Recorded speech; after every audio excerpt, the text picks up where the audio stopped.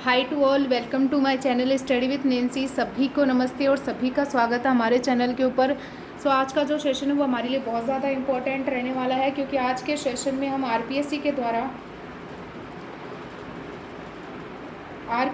द्वारा जो है वो 7 मई 2025 को पेपर करवाया गया था। तो उस पेपर में राजस्थान जीके के मोस्टली 40 क्वेश्चन आए थे। उन 40 क्वेश्चन का सॉल्यूशन जो है वो आज हम इस पेपर में इस सेशन में करने वाले हैं, जिसमें कि हम देखेंगे कि आरपीएससी जो है वो राजस्थान जीके के किस तरीके के क्वेश्चन पूछ रही है, उनका माइंडसेट क्या है कि वो राजस्थान जीके के किस क्वेश्चन जो वो किस प्रकार से बना रहे हैं। तो उन्हीं सभी चीज़ों को आज हम इस सेशन में देखने वाले हैं। तो सबसे पहले हम फर्स्ट क्वेश्चन देखते हैं।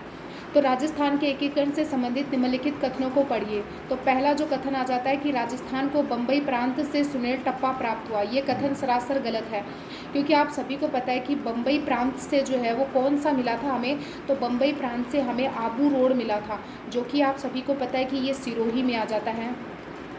और सुनेल टप्पा हमें कहाँ से मिला था? तो सुनेल टप्पा जो था वो मंदसौर मध्य प्रदेश से सुनेल टप्पा हमें मिला था। और इसके साथ में एक फैक्ट और बता देती हूँ मैं आपको कि अजमेर मेरवाड़ा जो था वो भी इसी समय मिलाया गया था। अजमेर मेरवाड़ा जो था वो उसी समय इसमें मिलाया गया था। और इसके साथ में एक अलग से फैक्ट मैं आपको बताती हूँ कि इसमें अलवर भरतपुर धौलपुर प्लस करौली, इनके शासक जो थे वो यूपी में मिलना चाह रहे थे, लेकिन यहाँ की जनता जो थी वो यूपी में नहीं मिलना चाह रही थी। वो चाहते थे कि हम जो है वो राजस्थान में ही रहें। तो यहाँ पे जनमत संग्रह करवाया गया था। तो आपसे पूछ सकते हैं कि जनमत संग्रह कहाँ पे करवाया गया था? तो वो राजस्थान के अलवर भरतपुर धौलपुर और इसके साथ में करौली रियासत में जनमत संग्रह करवाया गया था, जिससे कि ये पता चला कि ये जो है वो यहाँ की जो जनता है वो तो राजस्थान में सम्मिलित होना चाह रही है और यहाँ के जो शासक वो यूपी में जाना चाह रहे हैं। तो यहाँ जनमत संग्रह करवाया गया था। जनमत संग्रह करवाने के बाद में ये पता चला कि यहाँ के जो शासक है वो तो चाह रहे हैं कि हमें यूपी में मिला दिया जाए, लेकिन यहाँ की जो जनता है वो ये चाह रही है कि हम राजस्थान में ही रहें। तो ये कथन गलत आ जाता है। इसके बाद में जो है वो हम नेक्स्ट चलते हैं बी के ऊपर कि बी कथन क्या बोलता है। तो इसमें जो है ये बोल रहा है कि शंकर राव देव समिति की अनुशंसा पर उदयपुर का विलय राजस्थान संघ में हुआ था। तो ये बात भी सरासर गलत है कि शंकर राव देव समिति की अनुशंसा पर उदयपुर का विलय राजस्थान में हुआ था। ये गलत है ये भी। तो ये क्यों गलत है कि शंकर राव देव समिति जो थी उसमें मोस्टली 3 लोग थे। अब उन 3 लोगों का नाम आपको ध्यान में रखना है कि वो 3 लोग कौन आ जाते हैं, क्योंकि इससे बार बार क्वेश्चन किया गया है। तो सबसे पहले अगर हम बात करें तो इसके जो अध्यक्ष आ जाते हैं, अध्यक्ष तो कौन थे? शंकर राव देव। और इसके सदस्य के बारे में बात करते हैं तो इसके 2 सदस्य आ जाते हैं, जिसमें कि पहले सदस्य जो आते हैं वो आर के सिंघाव आ जाते हैं।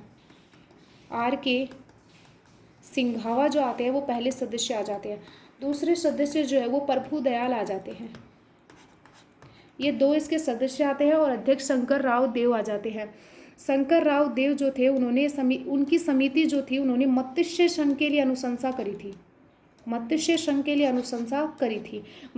के बारे में मैंने आपको पहले ही बता दिया है। तो अब हम बात करते हैं कि ये दोनों कथन हैं वो दोनों गलत हैं। इसका राइट आंसर होगा ऑप्शन नंबर 4, ए और बी दोनों गलत हैं। अगला हम क्वेश्चन पे चलते हैं। क्वेश्चन नंबर 2, महे तो थारा डेरा निरखन आई ओ महारी जोड़ी रा जला। तो जला जो होता है वो एक विवाह लोकगीत होता है। विवाह लोकगीत होता है। एक कामण भी होता है। कामण का मतलब क्या होता है? कामण का मतलब होता है कि जो वर जो होता है उसको जादू टोनों से बचाने के लिए कामण गीत गाया जाता है। और एक जो होता है वो सीठने होते हैं। सीठने जो सगे संबंधी होते हैं उनको जो गाली गलौज किए जाते हैं उनको सीठने कहते हैं। और जो जला जो होता है वो विवाह के अवसर पे गाया जाता है। तो इसका राइट आंसर होगा ऑप्शन नंबर 2। नेक्स्ट क्वेश्चन के ऊपर चलते हैं हम। निम्न में से किस संत को राम स्नेही की रैण शाखा का प्रवर्तक माना जाता है? तो इसका राइट आंसर होगा ऑप्शन नंबर 1। संत दरियावजी जो आते हैं वो रैण शाखा के प्रवर्तक माने जाते हैं। अब ये जो रैण शाखा जो है वो कहाँ पे आ जाती है? तो ये मेड़ता में रैण शाखा आ जाती है। मेड़ता कहाँ पे आता है? तो आप सभी को पता ही है कि नागौर में आता है। मेड़ता सिटी कहाँ पे आती है? नागौर में आती है। और इसके साथ में जो है वो अगर हम बात करते हैं तो जो राम के उपासक आ जाते हैं उनकी, राम के उपासक की जो है वो मोस्टली दो शाखाएं थी, या ये हम बात कर सकते हैं कि दो भागों में विभक्त थे। एक तो जो सगुण भक्ति करने वाले वो थे, और एक जो थे वो निगुण भक्ति करने वाले थे, निर्गुण भक्ति करने वाले थे। सगुण भक्ति करने वाले जो थे उसमें एक रामानंदी आ जाते हैं। सगुण भक्ति के प्रवर्तक कौन आ जाते हैं? तो रामानंदी आ जाते हैं। और निर्गुण भक्ति के कौन आ जाते हैं? तो राम स्नेही आ जाते हैं। राम स्नेही आ जाते हैं। राम स्नेही की शाखाएं जो आ जाती है उसमें ये संत दरियावजी तो रैण शाखा के प्रवर्तक आ जाते हैं। वहीं अगर हम बात करें तो एक आती है बीकानेर की, हरिदास जी। हरिदास जी जो आते हैं वो बीकानेर शाखा के आ जाते हैं। सीहथल बीकानेर शाखा के, सीहथल बीकानेर शाखा के आ जाते हैं।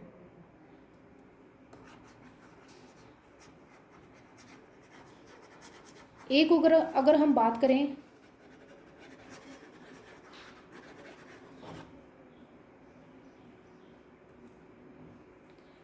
तो इसका राइट आंसर होगा ऑप्शन नंबर 1। और जो ये राम नंदी जो संप्रदाय आ जाता है इसके जो है वो एक तो गलता में आ जाता है अपने राजस्थान में, और एक जो वो रेवासा में आ जाता है। गलता में जो है वो राम की भक्ति करी जाती है, यानी कि गलता में तो राम की भक्ति की जाती है, लेकिन रेवासा में जो वो राम और सीता दोनों की भक्ति करी जाती है। तो ये नॉर्मल से फैक्टर जो आप ध्यान में रख लेना। अगले हम क्वेश्चन पे चलते हैं। मंदिर वास्तुकला के संदर्भ में निम्नलिखित कथनों पर विचार कीजिए, सही विकल्प का चयन कीजिए। समिधेश्वर मंदिर, जिसका निर्माण जो है वो भोज राजा परमार के द्वारा करवाया गया था। वहीं 1423 ईस्वी में जो है वो मोकल के द्वारा जो है वो इसका पुनर्निर्माण करवाया था, या इसको जीर्णोद्धार करवाया था। मोकल के द्वारा इसका पुनर्निर्माण या इसको जीर्णोद्धार करवाया था। चित्तौड़गढ़ में मरु गुज्जर शैली का महत्वपूर्ण मंदिर आ जाता, तो ये बात भी एकदम सही है। भंडदेवरा मंदिर, तो रामगढ़ भूमिज शैली का महत्वपूर्ण मंदिर आ जाता है, ये भी सही है। भंडदेवरा मंदिर कहाँ पे आ जाता है? तो ये मंदिर बारा में आ जाता है। भूमिज शैली क्या होती है? तो एक तो जो है वो नागर शैली होती है, और एक होती है बेस्तर शैली होती है, और एक होती है द्रविड़ शैली, द्रविड़ शैली होती है। तो जो नागर शैली जो होती है इसका एक दूसरा नाम, या इसको ये भूमिज शैली के नाम से जाना जाता है। नागर शैली और बेसर द्रविड़ शैली के मध्य जो शैली होती है उसको बेसर शैली के नाम से जाना जाता है। इंपॉर्टेंट क्वेश्चन है, ध्यान में रख लेना। और एक मरु गुज्जर शैली होती है, तो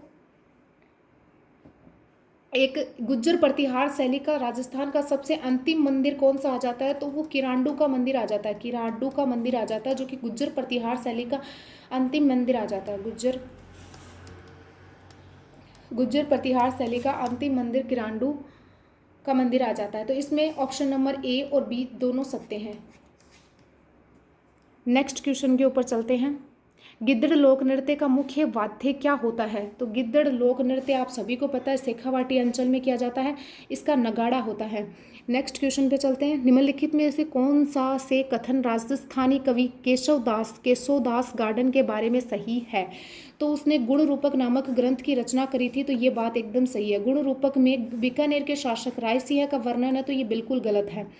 गुण रूपक नामक ग्रंथ की रचना किसने की? केशवदास गार्डन ने करी थी, ये बात एकदम से सही है। तो इसमें आंसर नंबर आ जाएगा ऑप्शन नंबर ए सही है। अगले क्वेश्चन के ऊपर चलते हैं।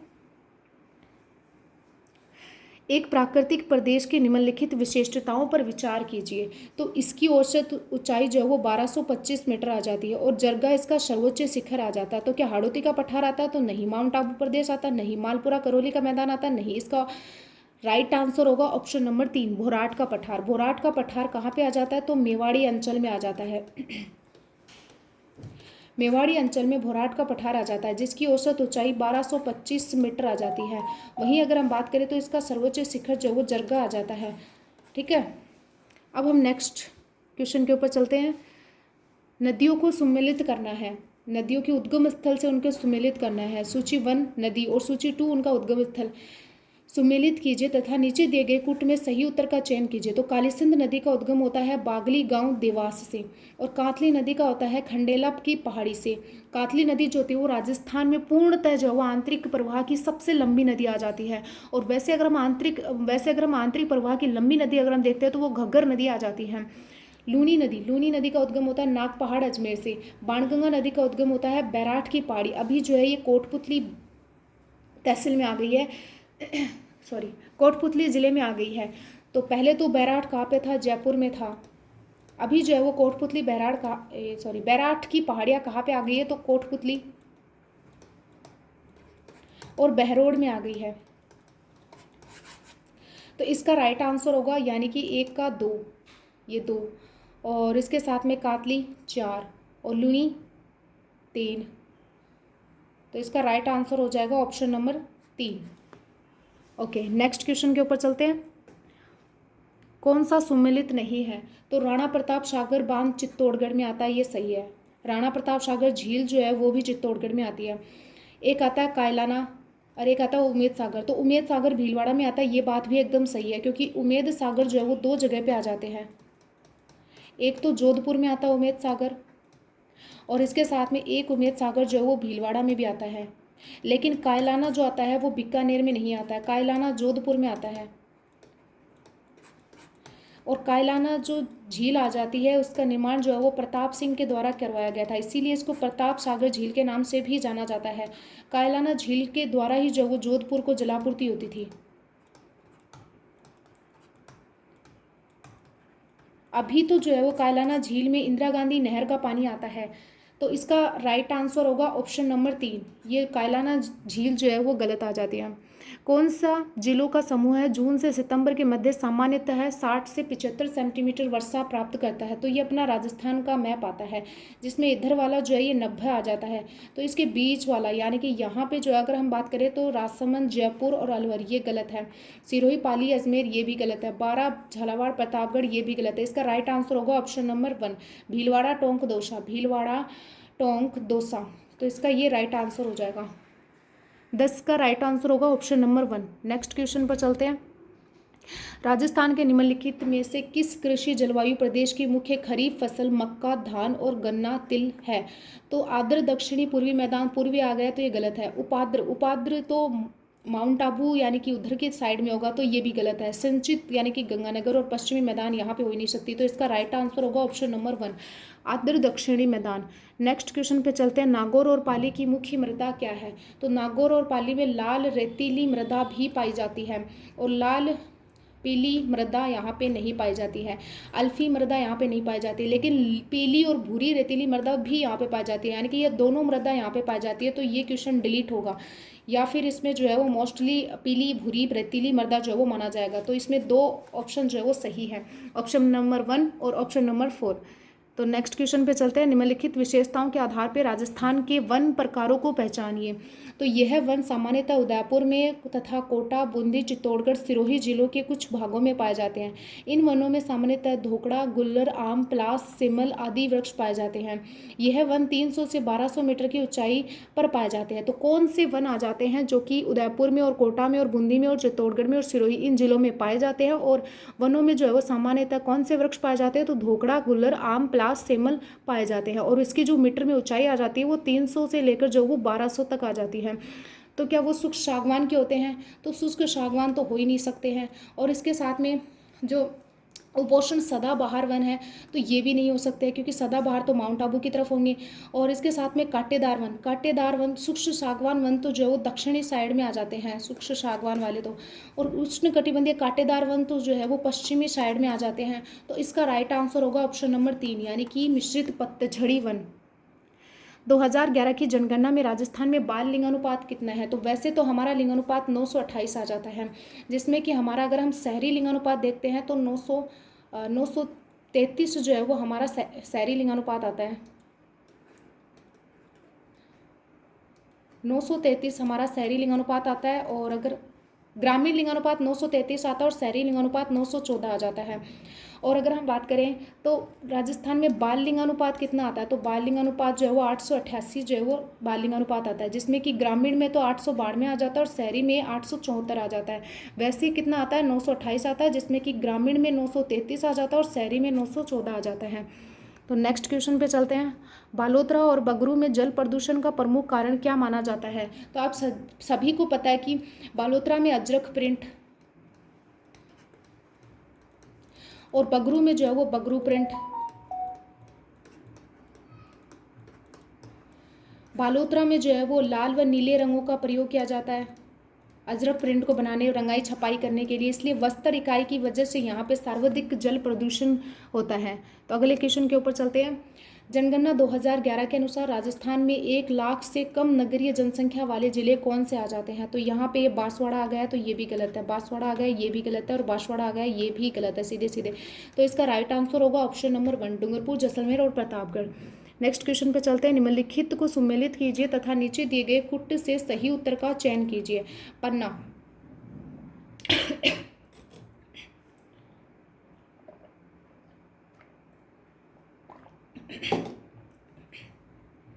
तो सबसे पहले हम देख लेते हैं कि लिग्नाइट कहाँ पर आ जाता है। तो कपूरड़ी जालिपा में लिग्नाइट आ जाता है। रॉक फास्फेट कहाँ पे आ जाता है? तो झामर कोटड़ा में आ जाता है। फ्लोराइड कहाँ पे आ जाता है? तो मांडो की पाल में आ जाता है। पन्ना कहाँ पे आ जाता है? तो काला गुमान में आ जाता है। फ्लोराइड या फिर और फेल्स पार जो है वो कहाँ पे आ जाता है? तो अजमेर में आ जाता है। मांडो की पाल कहाँ पे आती है? तो डूंगरपुर में आ जाता है। झामर कोटड़ा कहाँ पे आ जाता है? तो उदयपुर में आ जाता है। तो इसका राइट आंसर होगा इसमें 2 और इसमें 1 और इसमें 4 और इसमें 3। तो इसका राइट आंसर होगा ऑप्शन नंबर 1। नेक्स्ट क्वेश्चन पे चलते हैं। राजस्थान के उन स्थानों का चयन कीजिए जो सोलर पार्क से संबंध है, यानी कि जहाँ पे सोलर पार्क है। तो नोख में 925 आ जाता है और पुंगल में जो है वो 1450 आ जाता है और आकल में नहीं आता है, और इसके साथ में पोहरा का जो है वो सीधा ही संबंध इससे नहीं आता है। तो सिर्फ बी और सी इन दोनों का संबंध जो है वो सोलर पार्क से आ जाता है। तो ऑप्शन नंबर होगा 4, बी तथा सी। अगले क्वेश्चन पे चलते हैं। कौन सा सुमेलित नहीं है? तो जो सुमेलित है वो हम देख लेते हैं। एडवर्ड मिल ब्यावर में है, ये बात सही है एकदम से। इसकी स्थापना 1906 ईस्वी में हुई थी। और शार्दुल टेक्सटाइल्स मिल श्रीगंगानगर में, और इसकी स्थापना 1946 ईस्वी में हुई थी। वहीं जो है वो भीलवाड़ा, ये जो मेवाड़ टेक्सटाइल मिल है तो आप सभी को पता है कि ये भीलवाड़ा में है, ये उदयपुर में नहीं है। राजस्थान टेक्सटाइल्स मिल जो है वो भवानी मंडी में है, और ये भवानी मंडी कहाँ पे आ जाती है? तो ये कोटा में आ जाती है।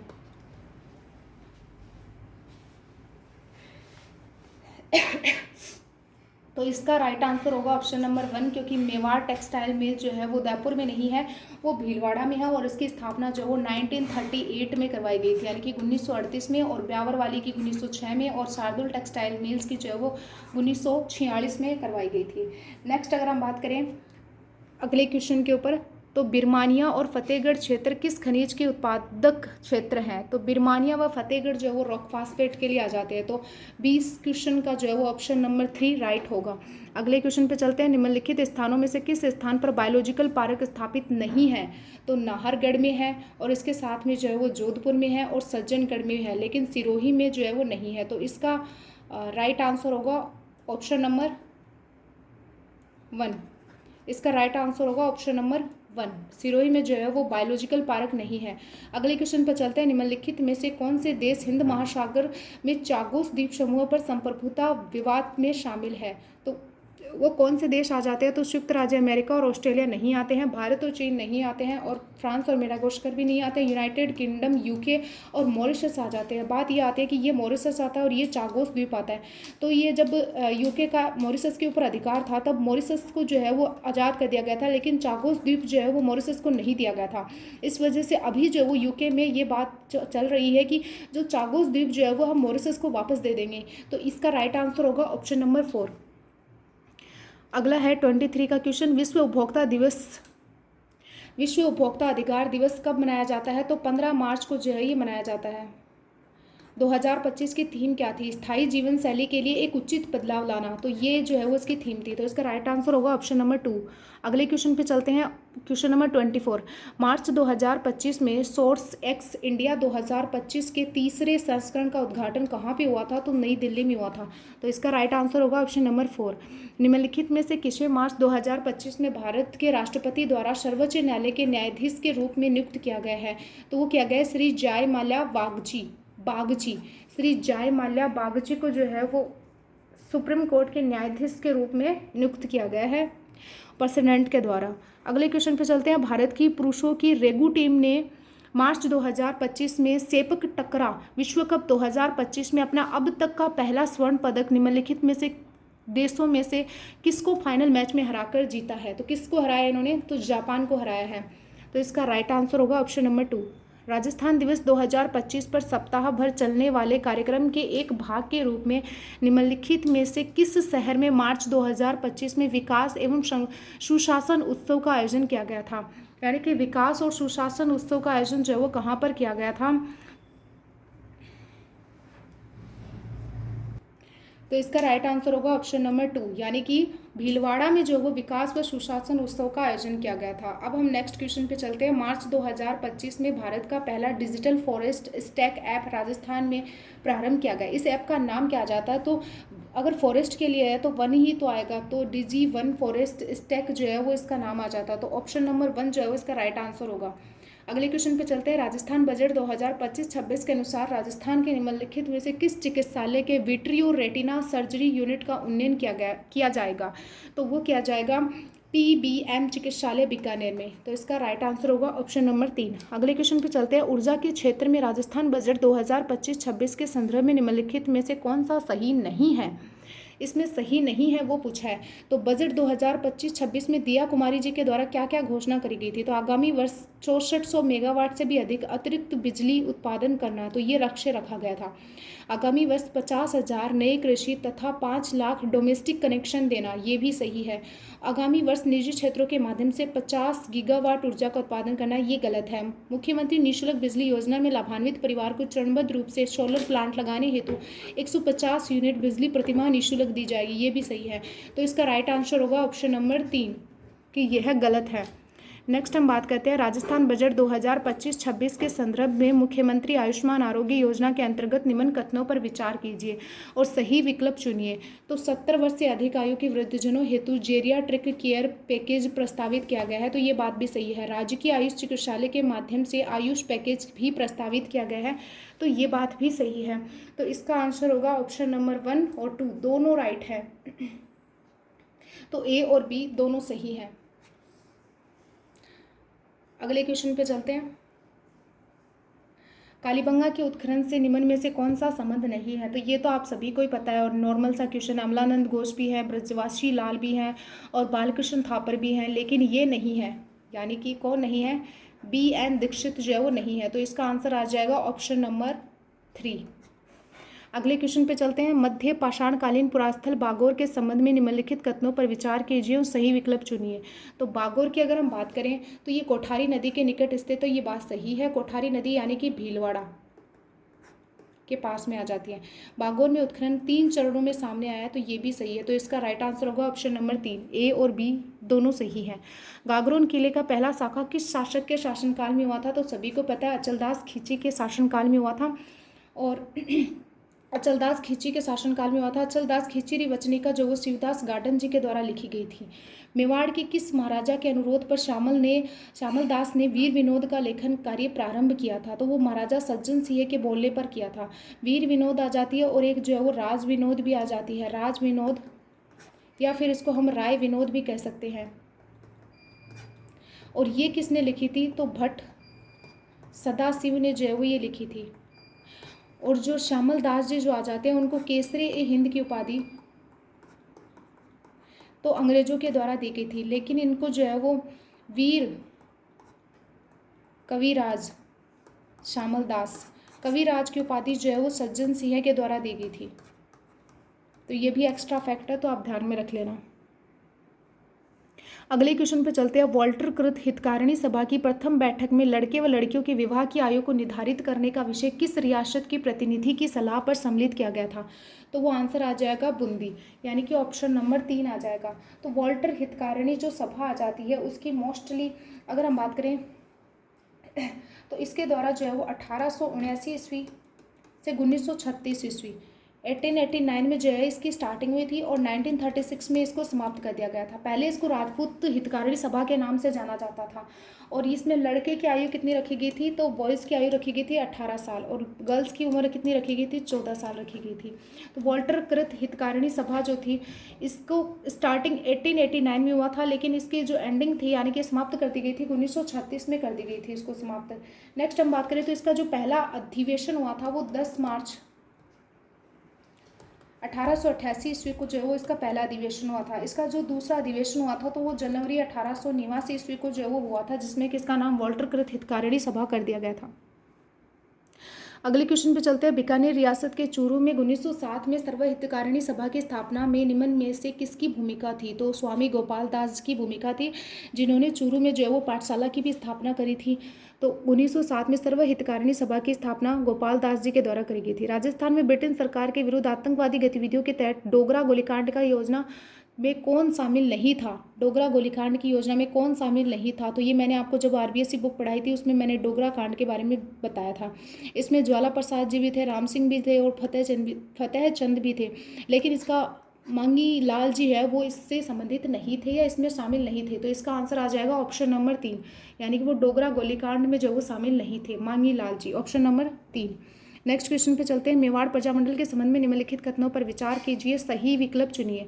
तो 4 अप्रैल 1938 को उदयपुर में मेवाड़ प्रजामंडल की स्थापना हुई। ये एक बात गलत है क्योंकि 4 अप्रैल को नहीं हुई थी, 24 अप्रैल को हुई थी। भूरेलाल भैया को सचिव बनाया गया था, तो ये बात भी गलत है। भूरेलाल भैया को सचिव नहीं बनाया गया था बल्कि इसको उपाध्यक्ष बनाया गया था। तो इसका आंसर आ जाएगा ऑप्शन नंबर ए और बी दोनों असत्य हैं, तो ऑप्शन 4 जो है वो इसका राइट आंसर आ जाएगा। नेक्स्ट लास्ट क्वेश्चन पे चलते हैं। बरड़ किसान आंदोलन के संदर्भ में निम्नलिखित कथनों पर विचार कीजिए और सही विकल्प का चयन कीजिए। बरड़ किसान आंदोलन मैंने जब आपको आरबीएससी बुक में कक्षा 9 की बुक में पढ़ाया ही था कि बरड़ किसान आंदोलन का संबंध कौन सी रियासत से आ जाता है, तो बूंदी रियासत से आ जाता है, बूंदी रियासत से आ जाता है और 1922 में ये आंदोलन प्रारंभ हुआ था। तो ये बात एकदम सही है, ये मैंने आपको आरबीएससी बुक में पहले पढ़ा दिया था, तो आप देख लेना एक बार। आंदोलन के दबाव में अनेक भ्रष्ट कर्मचारियों और अधिकारियों को दंडित किया गया था, तो यही तो नहीं किया गया था, यानी कि बरड़ किसान आंदोलन में किसानों को गुस्सा और रोष किस बात का था कि वो भ्रष्ट कर्मचारी और अधिकारियों को दंडित नहीं किया गया था। तो इसमें जो है वो ये इसका राइट आंसर आ जाएगा। इसमें क्या पूछा गया है कि संदर्भ में जो है वो सत्य कथन बताना है, तो इसमें option number A right answer है। यह आंदोलन 1922 ईस्वी में हुआ था, बूंदी में ये प्रारंभ हुआ था। ठीक है, तो ऑप्शन नंबर 1 इसका राइट आंसर आ जाता है। तो ये हमने राजस्थान जीके के जो है वो पूरे 40 क्वेश्चन जो है वो कर लिए हैं, जो कि हमारे एग्जाम में सबसे ज़्यादा इंपॉर्टेंट रोल प्ले करते हैं कि आरपीएससी किस तरीके का पेपर बना रही है, किस तरीके के जीके के क्वेश्चन लेके आ रही है। तो अगर वीडियो अच्छा लगा हो तो लाइक शेयर और सब्सक्राइब जरूर करें एंड टेलीग्राम चैनल जरूर ज्वाइन करें और इसकी पीडीएफ जो है वो आपको टेलीग्राम चैनल पर मिल जाएगी। Thank you and bye.